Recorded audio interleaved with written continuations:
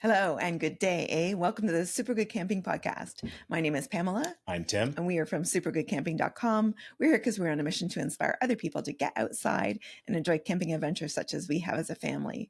Today's guest is a very talented, ethical wildlife photographer. He and his wife, Susan, host intimate photo tours and photography workshops in Algonquin Park and South Africa. To be fair, there's so much more to these folks: pet photography, editing, workshops, mentorship programs, and on. One of Tim's favorites is the Santa in a Red Canoe series. Please welcome Jesse Vilmer of Follow Me North on Instagram and Facebook. Hey, welcome. Hey. Hi, guys. Thank you for having me. Appreciate this. Thanks for coming out. Yeah, excellent. What a lovely intro. I'm going to have you walk around with me and just speak in my ear. That's lovely. Thank you. No problem. We'll do it like, how musicians get a nickel every time their record gets played. We'll put this on tape for you. You can take it wherever you want. Just pay us that nickel. Yeah, we'll get our royalties. Cool. So you've been a busy guy. Here we are recording towards the end of March, 2025. We've had some fun trying to juggle schedules and stuff like that. What have you been up to lately? We're in that sort of shoulder season. So what have you been getting into? Well, actually, over the winter, it's funny. A lot of times people think that our photography will slow down throughout the winter months, but actually, I find it's a time that a lot of people love to get out into nature a little bit because it's dark and gloomy, and I feel like people just need something, and that something is often just nature or photography, and those two combined is what we love to do. So we were actually quite busy this winter.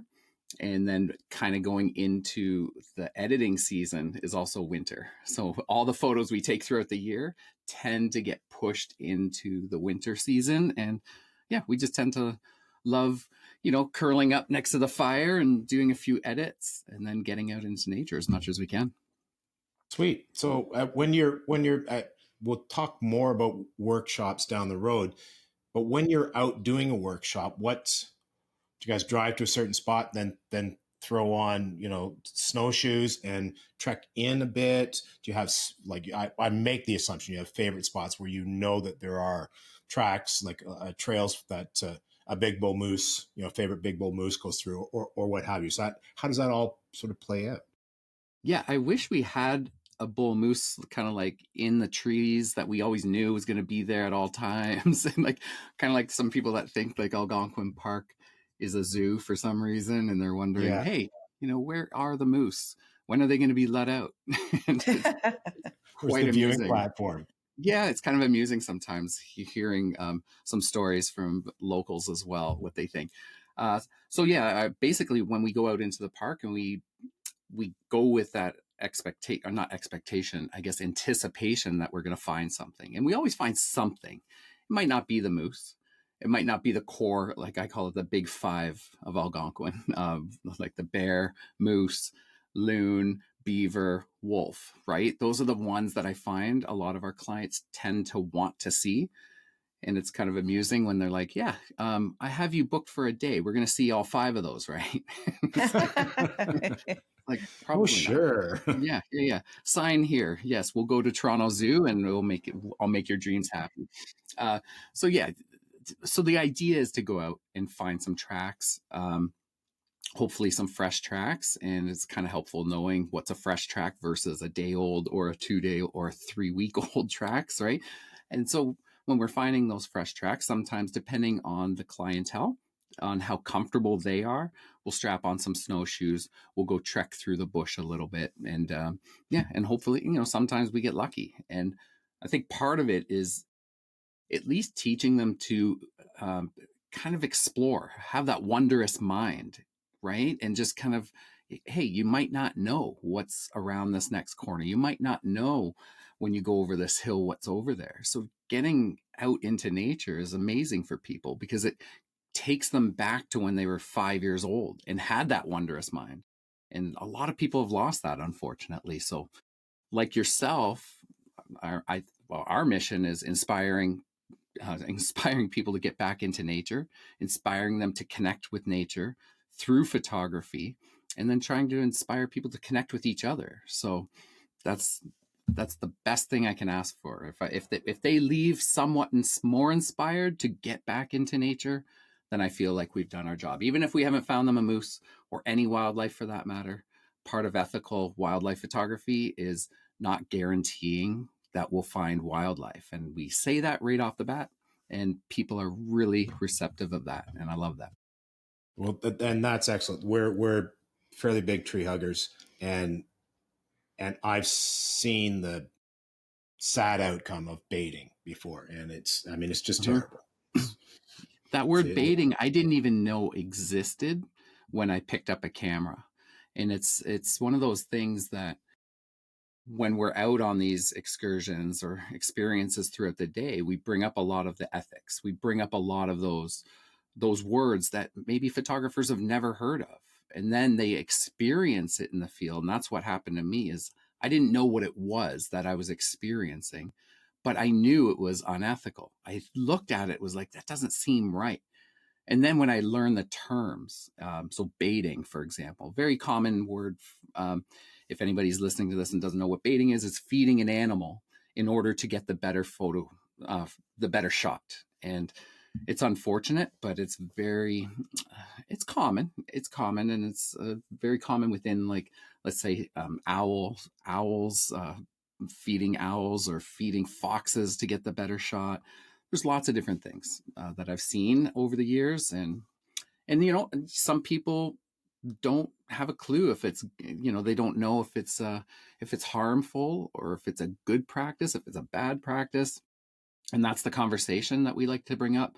We prefer more conversation versus confrontation. I believe that there's always there's good in people. If people don't know, then let's have a conversation about it. Let's discuss it and go from there. Yeah, agreed. Education for the win every time. 100%. Yeah, I'd love to know more just about ethical photography, like what the baiting, for sure. We don't want to be habituating the animals, but what other kind of things would you include in that ethical photography? Yeah, I think ethical photography should always be a practice. So, for example, when I say a practice, there's always room to learn. So, after every encounter that we have in the field, we look back at it and we're like, was there anything that we could have done personally to improve that situation or to improve that encounter? Would that mean not stressing out the animal? Did we interfere with the behavior of that animal doing its thing? For example, if it's feeding and then all of a sudden we stumble across it and then we're pushing our boundaries and getting closer and getting closer, we all of a sudden interrupt that behavior, that natural behavior, and then they split. That could happen. We've seen it where, sometimes birds will go one way, the young will go the other way, right? Like ducks, for example, or something when you're canoeing, it can happen as well. So it's one of those things that we kind of really always have that mindset of the animal first, not the photo first. So the wildlife comes first, the photo comes next. Like if we don't get the photo, it's not about getting the photo, it's about learning how to be one with nature and respect it from a distance. And distance is another thing, is keeping that respectful distance. And what is a respectful distance? That's the question that's always asked. It's a tough question to answer, to be honest. You can go to Yellowstone and they might have exact measurements, like 50 yards from black bears or 100 yards from grizzly bears or 100 yards from moose. When you come to Algonquin, I find a lot of the times it's keep a safe distance. Now, if you talk to some people, a safe distance, it's funny though. Here's the funny thing that I've noticed. Us with the longest lenses, the people with the longest lenses are often the ones that are the closest to the animal for photography, which is bad. It's not. That's why we get these lenses, so we could, stand back, get the shot, right? And then we can crop in if we needed to. But I think by leading by example, is a big thing, because oftentimes we're around an animal that might have a bunch of people around us as well, especially if it's next to the highway and we're photographing a moose. You want to lead by that example. And you also have to have that courage to speak up if you see something that's obviously dangerous. We've seen parents put their kids closer to the moose in order to get a photo of their kid with the moose. And I remember this one specifically because that was one that I was like, you're pushing it. You're really pushing the boundaries here just to get that shot. And we've had, parents, again, it was a parent gave a kid a hot dog, just a hot dog, to go feed the fox. And literally, like, the whole family sat back and was taking pictures as this kid was walking over to this wild animal to feed a fox. And again, do they know better? I mean, after you talk to them, after you have that little conversation, sometimes they're receptive, other times they're confrontational. So you kind of have to read the room, and hopefully they will leave, maybe confrontational, but then they'll leave with this little thought in their head, yeah, maybe that wasn't such a good idea. Yeah. Sorry, I'm being sad right now. Yeah. Just that. I mean, I do get it. We're in a society that has access to so much information. Where in the old days, unless you in the old days, in my youth, unless you were actually out there, right, you never seen a fox. Perhaps running through your backyard if you lived out in the boonies or what have you. But now you see videos of them on YouTube all the time, like no biggie, not a big thing at all. Or the exposures of we mentioned earlier, Toronto Zoo for the big five. So, yeah, we're just going to take you a tour through the zoo. You got to see them all. Woo, yay, we're off. Because of that sort of exposure, I'm sure that it sort of diminishes people's even give a thought. I was going to say respect, maybe that plays part into it, but certainly to even give a thought to, like, I don't want to be given it a hot dog. Why? They're a regular occurrence in my life because I see them all the time. Not, you don't actually interact with them. So I'm not terribly surprised that stuff like that happens. It happens more than we think. And I think, and again, people's intentions are sometimes good. It could be feeding them in their own backyard, leaving meat out, or leaving, kibble out for an animal over the winter and thinking that's going to be a good thing. For an example of something terrible that went wrong, I think it was 2 winters ago. It was on New Year's Day.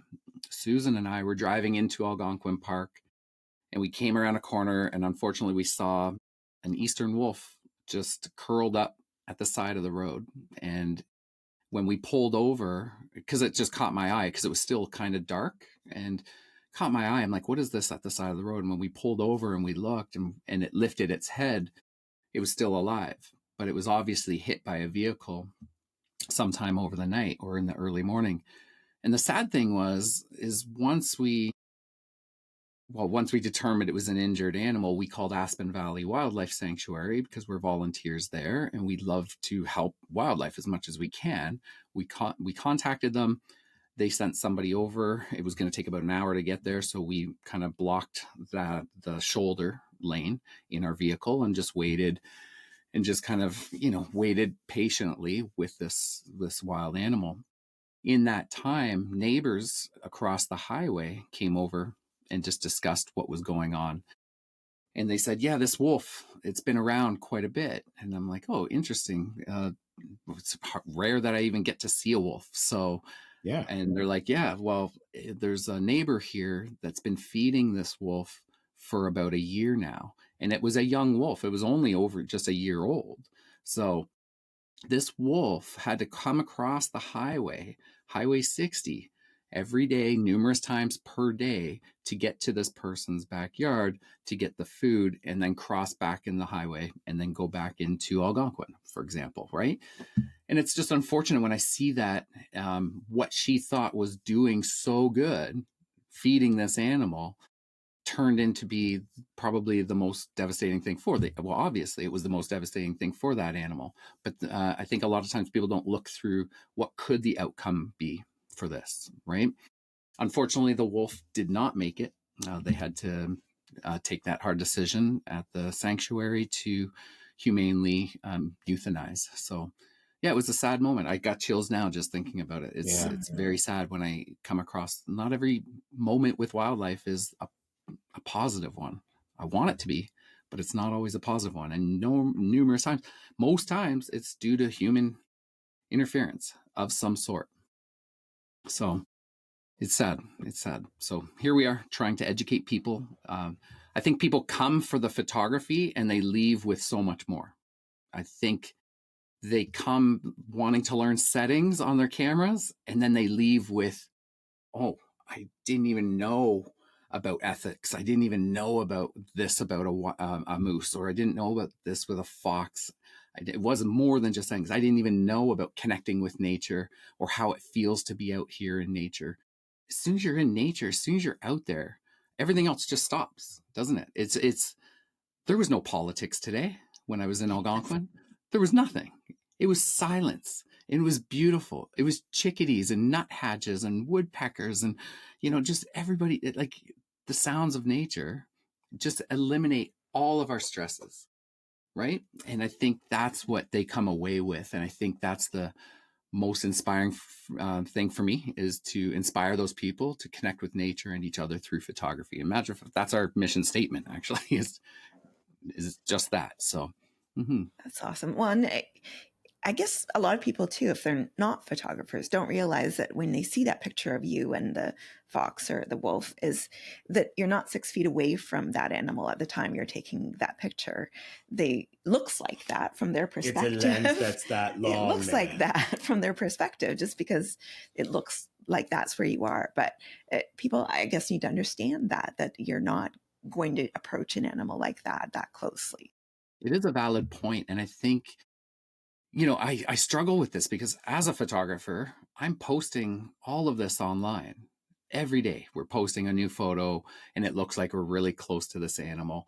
Or I'm posting tons of pretty photos of Algonquin Park. And we've seen the numbers of visitors coming to Algonquin Park and then not respecting the land as well. And I mean, am I part of that problem? Possibly. Are we all part of that problem?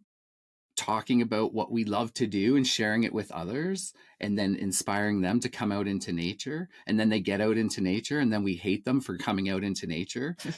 Right? So what our angle is trying to educate as much as possible in an ethical way, when we're doing our photography tours or when we're posting online, trying to give some ethics in behind it as well. And sometimes, a lot of photographers, including myself, and I don't do it as much as I probably should, but like stating in the caption is like, this was taken from a respectful distance with a long telephoto lens.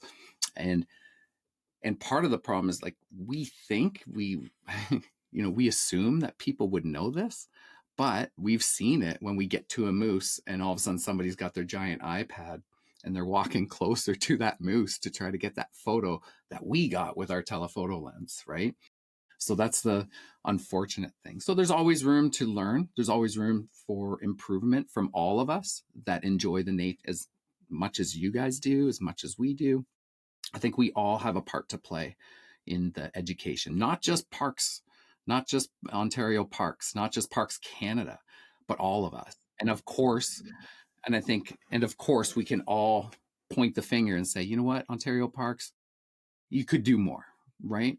We can all do that, but we can all do more. We can all do more as well. 100%. Absolutely. We can all do more. And it always comes down to budget, or it always comes down to how do we make people read, because I mean, when we book a campsite, we have to answer all these questions, and it's just a tick and it's a tick and it's a tick. It's just a check mark. Did I read any of it? No, but I know what I'm ethical, so I know what to do. But I mean, is there a way that we could, it's hard to say the word enforce, because it's like, how do you enforce something, right? Taser. How do you taser every time as you're answering the questions? If you didn't actually read it, you get tased. Tasers. Straight to tasers. I have to pack that in my bag. I thought I just, bear spray. No, tasers. Tasers. Tasers are reusable. Bear spray's a one-shot deal. That's a good point there, Tim. I like the way you think. You're going to pack my bag for me this year. All right, cool. All right. We could do the 100%. entire episode just on ethics and stuff. No. And I totally agree. And leave no trace. And leave no trace. So I made a conscious decision probably a year or so ago. No, it's got to be a little more than a year ago, when I started noticing this was somebody who had no idea what they were doing in the backcountry. I'm backcountry guy. We do front country, but that's my jam. and you get out there and you also hear stories where people are like, yeah, I showed up at my site and there were garbage bags along the edge of it, nicely neat and tied, but like somebody was going to come and take that away. So good, A, for effort, but B, for not knowing what the hell you're doing, right? So I have made a point of trying to point things like that out so that in the hopes that it educates people better, because I used to assume if you went in the backcountry, you actually knew what you're doing. So Yes, we exactly. won't be. I feel like ideally, wouldn't it be great if you're going backcountry that there was a 5-minute video that they just had to watch, or Yep, just absolutely. even on their iPhone, or not like how do you enforce that, but just it would be Taser. great. You didn't watch the video, you get tased. Sorry, what was that, Tim? You didn't watch the video, you get tased. That's how Yeah. you enforce it. Love it. Love it. Yeah. So tell us about the volunteer work with the wildlife sanctuaries. I think that sounds fascinating. Yeah. Aspen Valley Wildlife Sanctuary, they're very special people. One of the largest sanctuaries in all of Ontario, if not all of Canada. One of the only ones that can actually house moose and have rehabilitation for moose as well, which is great. So every year they have hundreds and hundreds and hundreds of animals, and this is the time of year where they start to come in. They could be orphaned animals. It could be due to injuries from car strikes or anything along those lines. And Aspen Valley's mission is to rehabilitate as many animals as they can. Or, sometimes, again, it's not always it's not a pretty ending, right? However, they also have permanent residents. So for the animals that cannot be re-released due to maybe an injury or maybe due to habituation, that's a big one. If animals are too habituated, and we've seen it with like foxes in campgrounds, we've seen it with bears coming into campgrounds and just, right? So when they have those cases, they also have the grounds, they have the space that they can make that call. Can we keep this animal? And of course, it's a call not just by Aspen Valley, but M&R gets involved as well, and they make that call. Can we keep this animal and give it a better life here, or at least give it a chance to live out its life in these giant enclosures? It's not like a zoo. It's not like a small little 10 by 10 cage. No, they try to replicate that natural environment for that animal as best as they can, give them all that space. And it's really exciting. They're working on a new wolf enclosure right now, and it should be ready within the next few months. And the wolves are going to have even more space for them to roam around within the grounds. And they do tours for regular folks if they want. Just note that it's not just stop in and just don't drive in and say, hey, I'm here for a tour. You have to book all that online, because a lot of it's run by volunteers. So for volunteers, they have volunteer greeters that will greet the people. Then they have volunteers that will work the little gift shop there. They have volunteers that take people on tours. And then there's volunteers like myself and Susan. We offer photography guided tours there, and we just they're very small. So it's just literally me, Susan, and a maximum of 4 people. And we just get to bring them through at a much slower pace. So then it's not like the regular group where it might be 10 to 20 people walking around. They have about an hour, hour and a half roughly to walk around that place with a guide. We spend up to 4 hours with them. So we can show them different locations where we can get the shots through the enclosures. So it's, we know the unobstructed views that we can get some of these great shots with some of these animals. And so it's more of a VIP experience doing it that way. And 100% of the proceeds go to them. So a part of one of our packages that we sell on our website is 1 day in Algonquin and a half day at Aspen Valley Wildlife Sanctuary. So $465 of that fee goes directly to Aspen Valley, and we just donate our time. That's our giving back, because we love them. And That's we love excellent. wildlife. Yay for you. That's cool. Gear. So folks, when they're doing a tour with you or a workshop with you, they bring their own gear with. Do you know what they're coming with? Do they just show up with whatever and then you figure out how to make it work? How does that play out? So for anybody that's looking at our website and our workshops, usually we just have a little questionnaire that they fill out first, and we jump on a Zoom call similar to this, and then we just kind of go through a few basic questions of like, what are they looking for? Are they just opening up their camera for the very first time and they need every step of the way, or are they established photographers and just want to learn a little bit more about wildlife photography? And then we have people that have been professionals and they just want to know, some more tricks and tips when it comes to seeking wildlife. It could be from hot spots in the park that we know about, or tracking, anything along those lines. And I think why we have these little consultations, first of all, is to get an idea of where they are on that level, or like on that journey. And it's just working with small groups. So I think what I love about our workshops is we don't do more than 4 people at a time. We only bring out maximum 4 people. We used to do 10. This was before COVID. We used to do like big groups of 10 to 12 people, but I find now that and it was a result of COVID, we brought it down to like 1 to 3 people, maybe 4. And I'd say most of our workshops now are one-on-one. So it's actually very intimate. We can actually look over your shoulder. You can look over our shoulder. We go through the settings together. We can look at the scenes together. We can discuss composition. We can have a better chance of seeing wildlife instead of having 5 cars following me on the highway and then trying to pull over at different spots and maybe lose the sighting. And we get to see more. We get to actually get out more. And it's all based on, we've had people that show up and they just have an iPhone and they just have a smartphone and they just want to learn how to take better photos with that.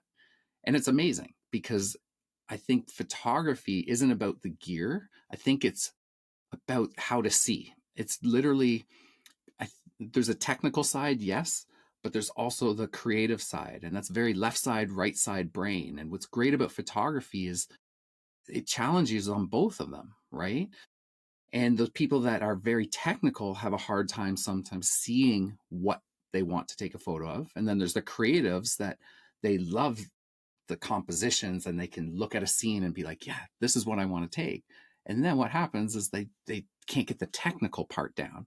Yeah, they Right. don't know what f-stop to use or whatever, Yeah. right? What's an f-stop? What's an aperture? What's a shutter speed? What's an ISO?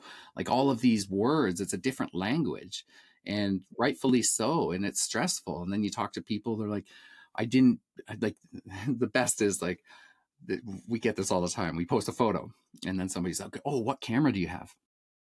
And it's like, okay, I could tell you the camera, I could tell you the lens, you can go buy it.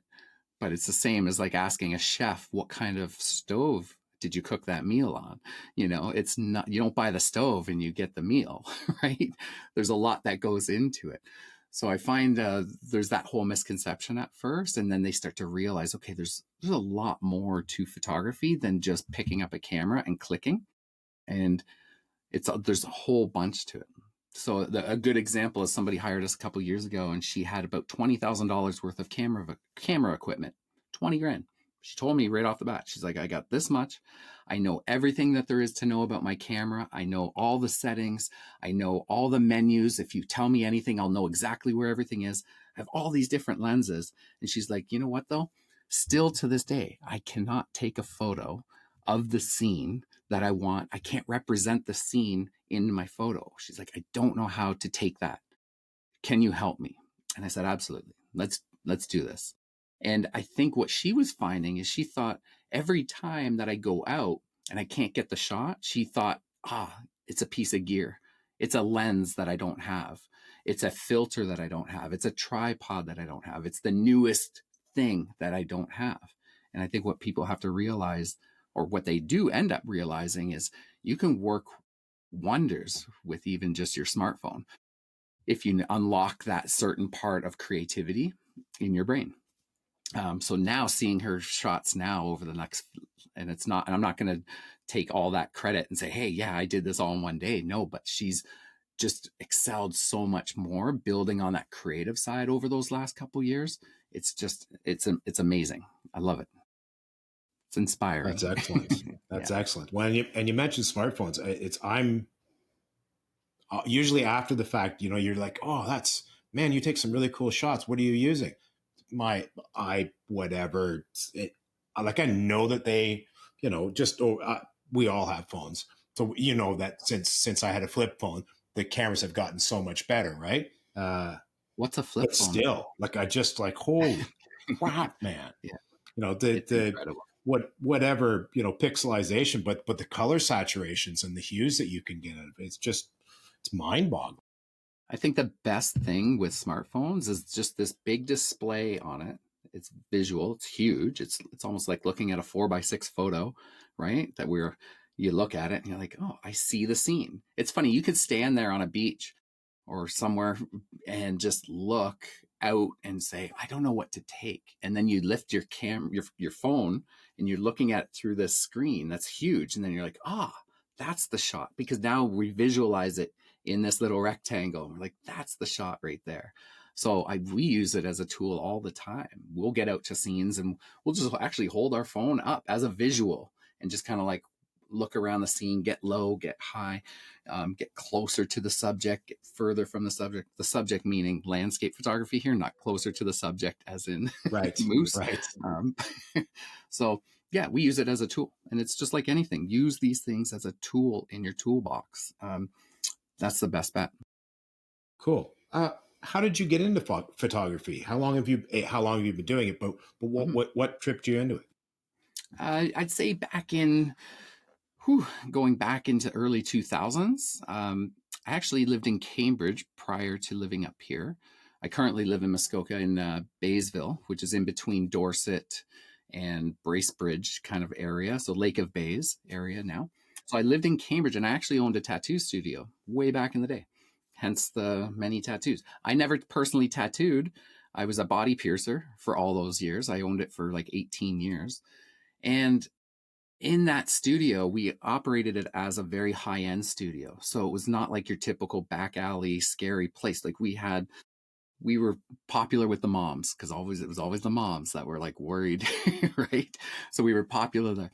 And then what happened is we needed to show off the art, so we needed to take better photos. So we would set up lighting in our one room. We had this little studio corner, I would call it. And I decided to take a course in photography through the local college in Kitchener. And as I did that, I bought a DSLR camera and I was like, this is it. This is going to be perfect. I can nail all these shots now, get the lighting right and everything. But what was funny about that, I took the course and it was over a course of 2 years. And then that's when iPhones came out. And when iPhones came out, like all those years later, I was like, why am I carrying this big heavy camera around? I could just use this iPhone. So literally for probably a good year or two after my photography course, I kind of put my camera away and I was like, I'm just going to use this. And I contribute that so much to the way I see now, because I just had, like I said, I had that screen. So I was really nailing or working on the compositions, because I feel like the compositions are so much more important to like tell the story of what you're trying to convey to the audience or to the viewer. So I just took my phone everywhere and I was taking photos like crazy. And what was funny about that is then I drove up to Algonquin Park to come hike and I came across my first two moose actually in the field. And I had my iPhone and I zoomed in with my iPhone. This is back in 2009. So you can imagine how quality the cameras were A on little our grainy. iPhones back then. They were great for like landscape, like downtown, right? Or architecture, whatever. But I zoomed in and my moose, they were so pixelated. They were so bad. The photo was terrible. And it was my first moose experience. And I'm like, no, I can't believe this. So then I dusted off my old camera again. And I used to drive literally from Cambridge to Algonquin, hike all day, and then drive home at the end of the day. And it was 3 hours up here in the morning and then 3 hours back in the evening. And I would do it almost every weekend as much as I had the time off. That was my escape from my business. I needed to reset in nature. So as much as I could. Then fast forward a few more years, 2013, I was driving down this one road here and I noticed this little cottage for sale. And back then, like I was like, okay, well, let me look into the pricing. And back then, pricing was affordable in 2013, a little bit more affordable, and surprised that this cottage was on the market for a year and a half. So I put in a really low bid offer, and they accepted it. And I was like, oh my God, I have a cottage up there now. Now what? This unlocks everything. So it's funny because I'm about 40 minutes from the entrance to the park now. And before I was 3 hours. And I used to complain that it's 3 hours to get to the park. This is ridiculous. Now it's 40 minutes and I'm still complaining that it's 40 minutes to get to the park. It's ridiculous. So never happy, never happy. So fast forward all these years, unfortunately, there was a divorce in that nature, and I sold my business to my partner at the time. And I said, you know what, my next chapter is going to be up north, where my heart is, and that's where that all happened. And I was lucky enough that I came across Susan, this beautiful woman that had a camera, that had a Canon camera, and I had a Canon camera. So it was like, oh, that was a match made in heaven. But surprisingly, we met on Instagram under the hashtag Algonquin Park. So as a business, because I started Follow Me North prior to Susan, and I was always looking up Algonquin Park hashtags, and I was just looking at other people's photos and liking other people's. It's part of the marketing, part of like getting in there and seeing. And I just remember coming across her in Algonquin Park with her and her girlfriends. And I'm like, you know what? I'm going to reach out to her. I'm just going to reach out. What's the worst that can happen? And so I think my cheesy line, if she was right here, she would tell me, the cheesy line was something along the lines, hey, I see you have a camera there. Maybe we can meet in Algonquin and I can show you where the moose are. How about you give me a shout? And she ignored me. She ignored me for a good year. Good girl. She ignored me for a good month. And it wasn't ignored. It was just in Instagram. If you message somebody that isn't a friend, it goes into a subcategory, like another folder. Yeah, it goes into hidden messages or something like hidden that. messages, yep. Right.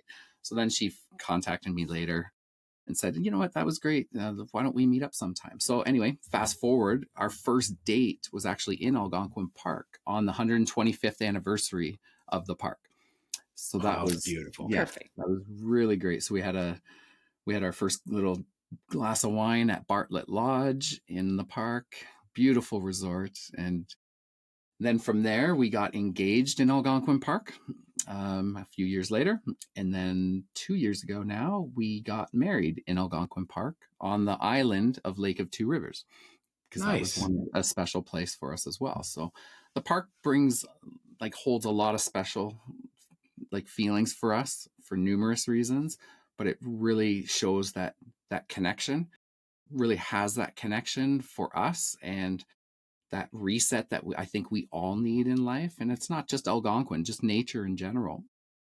It just so happens that Algonquin was what brought us together. And so photography was first, and then getting out into nature more. I was always into nature, but so it was just an easy transition to bring the camera along with me to capture these moments. And then it was getting other people out into nature with their cameras as well. And as someone that loves to teach, I've taught my previous life. I used to teach health and safety. I still teach health and safety for the tattoo and piercing industry, because there's not much out there that's teaching that. So I'm trying to make dull subjects such as hepatitis and infection control and bloodborne pathogens and cross-contamination. I have to make all that sound fun. So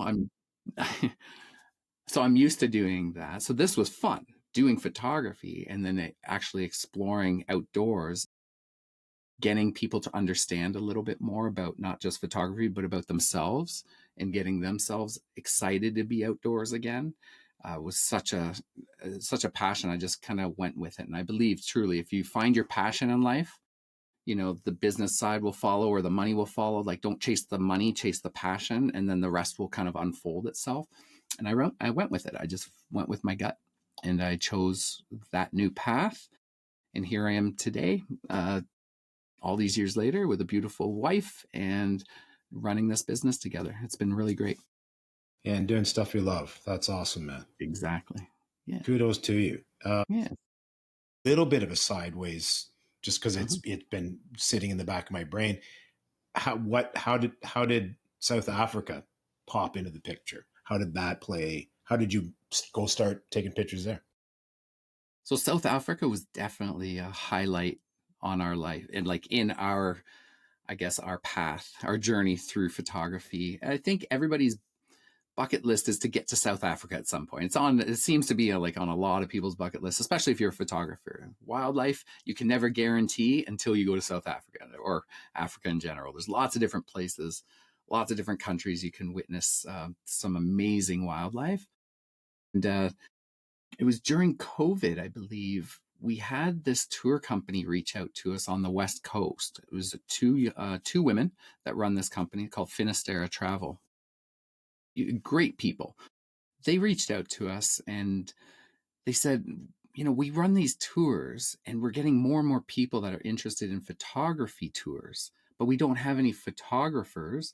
And your name was given to us from a local here in Muskoka that it was funny because one of the owners of that company, the travel company, was dating the son of this gentleman in town. And he was like, oh, I know this couple that do photography. You should reach out to them. So here he is, one of our neighbors, reaching out to this company saying, you should reach out to us. So they're on the West Coast. We're here in Ontario. We had a Zoom call like this, and it was just literally, it just felt like an easy connection, just very simple. And so we kind of like just chatted and said, like, what do you think your clients would expect, or what would they want? And they were like, what do you want? What would you think that your clients would like to do? And I said, well, I think 100% South Africa would be like high up there on that bucket list. And I also said grizzly bears, so West Coast. And when Susan and I talked about it with Finisterre Travel, we said, let's make those kind of like our two core offerings, was kind of like West Coast for the grizzly bears. And we ran that workshop for about 4 years. And this is our fourth year running, I think fourth year now running the South Africa trip. And it's been such a great success. We only bring 10 people per year. That's it. So again, very intimate. So the one lodge that we book out the whole lodge. So it's just us, and they cater to us. And we have 2 Jeeps, we have 2 guides. So we split up the group into 5 and 5. And so Susan's in one Jeep, I'm in the other Jeep. And then we split up and we go looking for wildlife, all like 3 hours in the morning, 3 hours in the evening. And then they cater to us all day. We're spoiled. Let's put it that way. I was going to say, sounds terrible. It's very sad. Yeah. Like highly don't recommend it whatsoever. But you know what? It's such a magical place. It changes you. Like, I mean, I heard people say that, like, it changes you if you go to Africa. Like, just the people, the not just the people, like everybody's worried about like crime and such. Yes, of course, there's places not to go in anywhere. It's just like Toronto. There's certain places you're probably not going to go. It's the same within other countries as well. Never experienced anything remotely scary. Even the wildlife wasn't even scary. We got one time surrounded by 21 lions in our Jeep. And there's no roof on this Jeep. It's just like open. These lions could jump in. But when we saw one lion come out of the bush, and then 2 lions, and then 3, and then all of a sudden it was like a pride of lions, and young ones, and the females, the males with the big manes, and they came around and they just kind of all hovered around our Jeep, and then they laid down, and the young ones were playing and rolling around, and it was such a moment, like, that you can't describe it unless you're there. Literally, like, we've all seen lions online. We've seen the Disney specials, but when you're there and you smell it and you hear it and you feel it and you have that wind and the silence and the different birds, and oh my goodness, I can go on forever. You're signing up right now, I can see. Yeah. That's so mutual of Omaha, man. Right. Oh, it's just an incredible experience. So we're so grateful to Nicola and Carrie that gave us that opportunity to unlock our workshops that we do on a grande, like a grand scale. right? And then offer them something different. And so, yeah, we have every year, just unlock it for 10 people and see if they want to come. So this year sold out pretty quick, and we're leaving in, I think, 20 days or so. So we're gone for a month. So we don't take them for a whole month. It's about a 15-day, 14-day experience. But this year, Susan and I are going to spend an extra week exploring different areas of South Africa, and potentially offer something different for the following year. So that's kind of like our plan, and we can't wait, counting down those days. I'm done with Sounds shoveling. awesome. I'm done. Yes, yes. Yeah. I hear you there. It's going to be a No, magical trip. Yeah, I'm in awe, man. That's very cool. Sounds like a really crappy life, dude. I'm just saying, I'm telling you. Yeah. I wake up every day miserable and just come home crying your crying your beer every yeah, you night. caught me on a good day. Like, I don't know if you know, it sounds really, really bad. No, you know what? It's just very rewarding. Obviously, not for just the travel, but the connections that we've made with people throughout the years. And I feel like I feel selfish sometimes because I need that connection. I feel like I'm doing it for me. Like I didn't realize it when I moved from Cambridge to up north, up here. I was missing something and I didn't know what it was. And I went through this kind of like lull. I went through this, I don't want to use the word depression, but it was something different that I wasn't experienced with. It was a different emotion. It was different. It could be the start of depression, but it was like something's not right with me. And it took a while to figure out what that was. Because in Cambridge, where I lived my whole life, if I walked out the door, somebody was honking their horn, waving at me and saying, "Hey, Jesse, nice to see you." You know, everybody knew me. Everybody, like, and then throughout the day at my job, I was making people feel happy every half hour when I was doing an appointment. You know, you get your little nose piercing with a diamond in it, and then they look in the mirror and they're like, "Oh, let me hug you." And it was like these little dopamine hits, and it was like, "Oh, this is so good." And then I'm like, "All right, I'm leaving Cambridge. See you guys later." And I remember I came up here and I'm like, "Oh, this is what I need. Just peace, quiet, nature." And then I was like, but there's something missing. And I didn't know what the heck it was. And it took me quite some time, like I said, to figure that out. I used to drive, it's a half hour to get to Tim Hortons from here. I used to drive a half hour to go get coffee just to see somebody, just to say hi to the person that was serving me it was just a strange feeling. I remember walking across the highway, not the highway, but the road in Bracebridge, and somebody honked at me and I waved thinking I would know them. And they gave me the finger. I was like, "Oh, you're right." Like not everybody knows me here. It was completely different. So, I've learned over those years that I definitely needed that connection. Susan definitely played a huge part with helping me heal throughout that.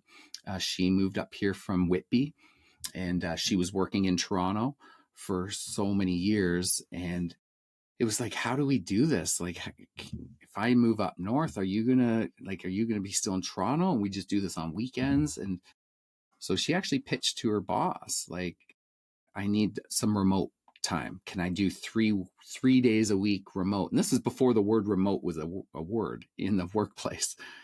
So way before COVID. And they actually gave her 3 days to work remote and then 2 days in the office.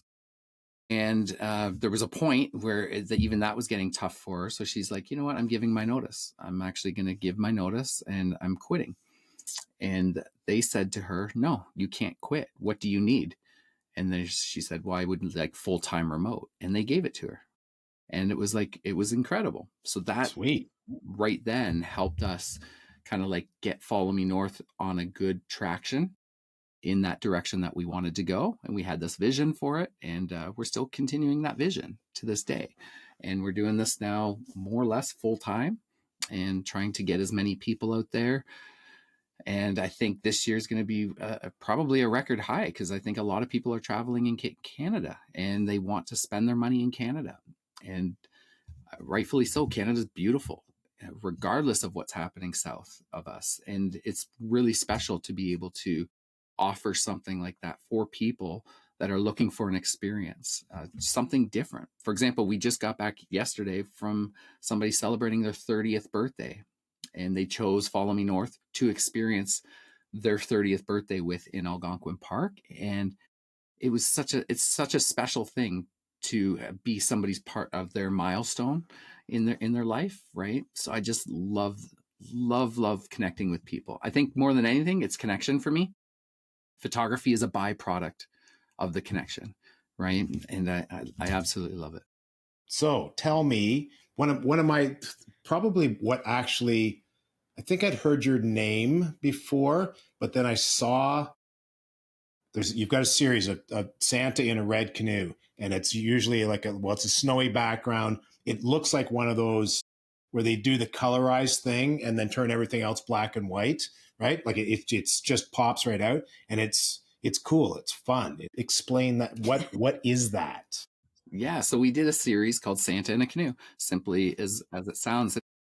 It was such a special series. I think we did this back in 2018 or 2019. But a little backstory on that, where that came from, where that whole Santa and doing something in nature or doing something actually came from my father many years ago.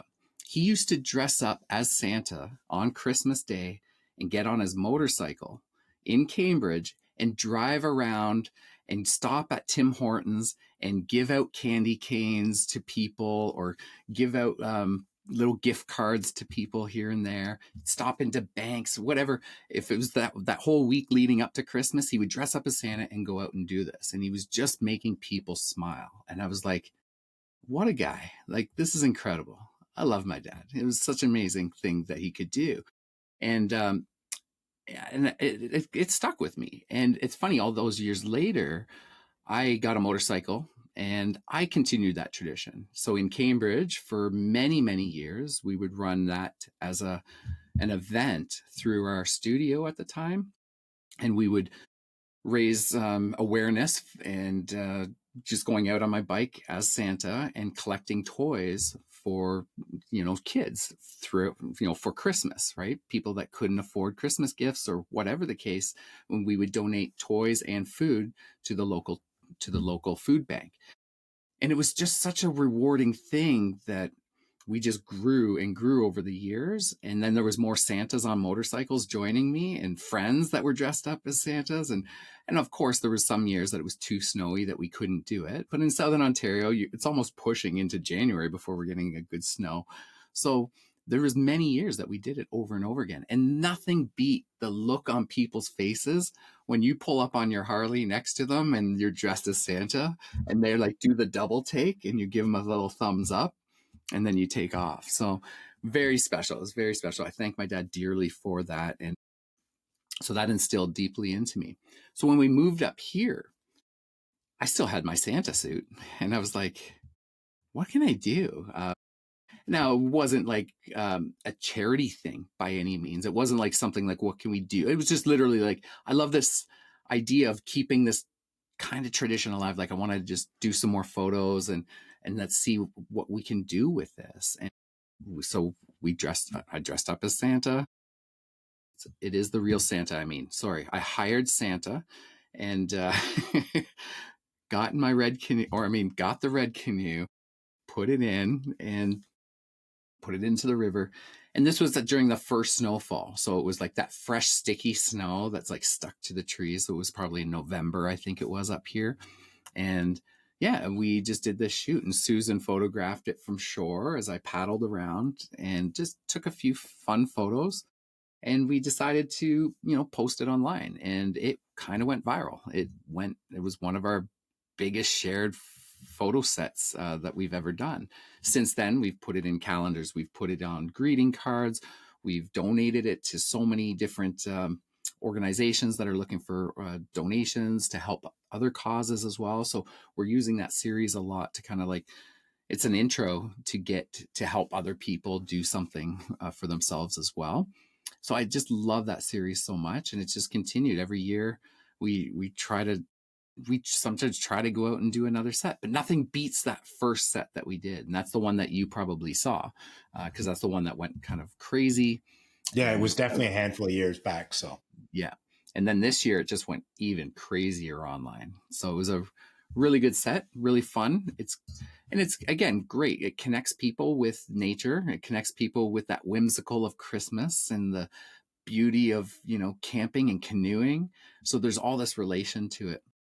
And then last year I think we did a series with the Grinch. So we did the Grinch in the canoe. So missed that. yeah, so we did Checking the it out. Grinch in the canoe. You probably didn't see it because I also learned afterwards that we might get sued if we continue with the Grinch because Disney owns Grinch. So I was like, Of oh, okay. course. So we pulled it. But yeah, that series was very popular as well. But nobody owns Santa. So we were able to run that one. And it still continues to this day. So as long as we're making people smile and make them feel good, and again, hopefully connecting them with nature and each other through photography, then it's a win-win for us. Well, I just along lines of making people smile.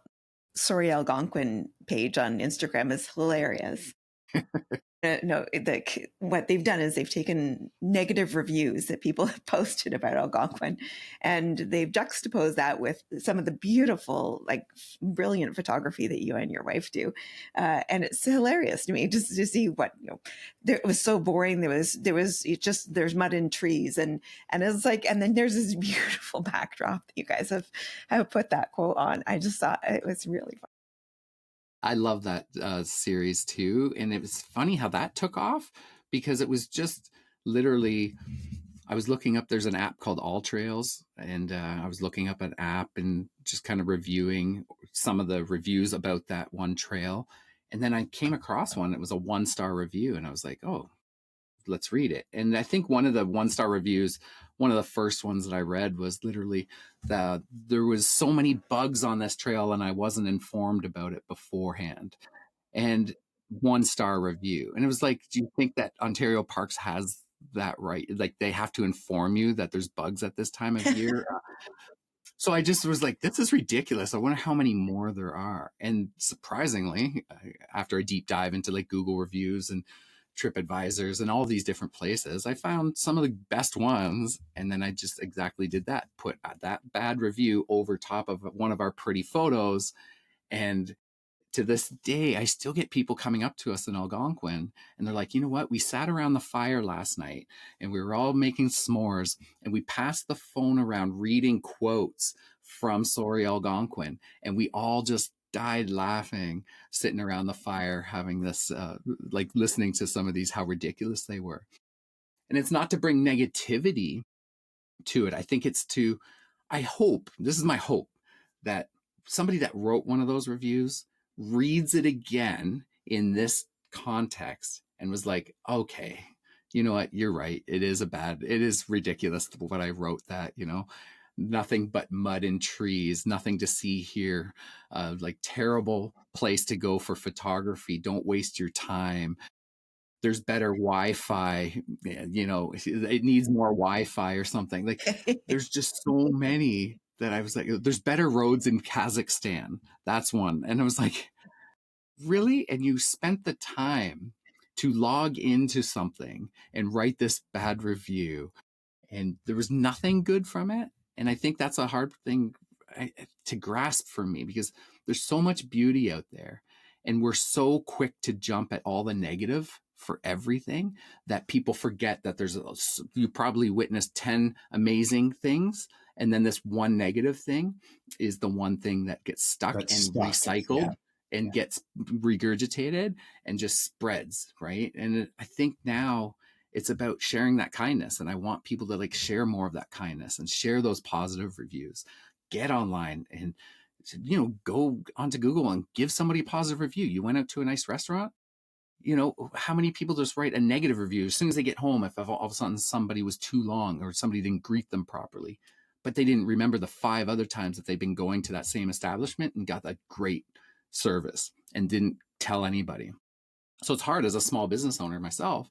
It's like you want to give that experience that everybody's so happy, like that they leave feeling valued and had a great experience. And, you know what, I want to encourage people to look for that and see those things. And the more kind Google reviews or good reviews that you can leave for people, guess what? You're going to start seeing more. You're going to start seeing more kindness in your life. You're going to see more people doing those positive things for you. They're just going to come your way. You're not going to be seeing the negative as much. You're going to see the kindness. So I challenge everybody to go out there, share your smile, share your kindness, keep it kind, and then it's going to follow you. It's going to come your way. That's an excellent challenge. Yeah, I totally agree. Thank you so much, man. Well, this has been a fantastic, fantastic chat. I don't know why I didn't do this way sooner. It's because I was ignoring you for all those months. That's why we didn't do it way sooner. My apologies. I was out in nature connecting. But you know what? This is connection too. And I love that you guys are doing what you're doing and getting people inspired to go outdoors as well. And I'm so grateful that you guys reached out to me. And on behalf of Susan, that unfortunately couldn't be with me today, I know she loves what you guys are doing, just because it's similar. You know, we're inspiring people to get outdoors and share our love for nature. So thank you on behalf of Susan, Follow Me North. I appreciate you guys. Cool. Awesome. Thank you so much to Jesse Vilmer of Follow Me North. Check him out on Instagram and Facebook. And actually definitely check out the Sorry Algonquin Instagram page, because it is good for a laugh, especially if you enjoy Algonquin Park. You'll find it amusing. And do check us out while you're on any of those social media things. We're there too. And please do check us out on YouTube, subscribe. And if you would like to talk to us, we're always at hi@supergoodcamping.com. That's hi@supergoodcamping.com. And we'll talk to you again soon. Bye.